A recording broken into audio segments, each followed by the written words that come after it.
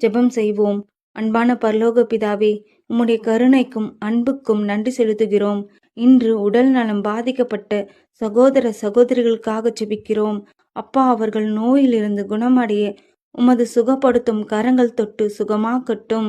அவர்களுக்கு ஆற்றல், அமைதி, புதிய ஜீவன் தந்து கிருபை தாரும். கர்த்தாவே, வேலை இல்லாமல் துன்பப்படுகிறவர்களுக்காக ஜெபிக்கிறோம். அப்பா, வீட்டு வாடகை, குழந்தைகளின் உணவு, வாழ்வாதார தேவைகள் ஆகியவற்றில் கஷ்டப்படுகிற குடும்பங்களுக்கு எலியா காலத்தில் பஞ்சத்தில் இருந்த சாரிபாத் பெண்ணின் வீட்டில் எண்ணெயும் மாவும் குறையாதபடி அற்புதம் செய்தீர். அதேபோல் இவர்கள் வாழ்விலும் நீர் எலியாவை அனுப்பி குறையாத ஆசீர்வாதம் அருள்வீராக. வேலை வாய்ப்புகளும் வருமானமும் ஆசீர்வாதமும் கிடைக்க அருள் செய்யும். தேவனே, கடன் தொல்லையால் கண்ணீர் விடும் அனைவரையும் உம்முடைய சமாதானத்தால் நிரப்பும்.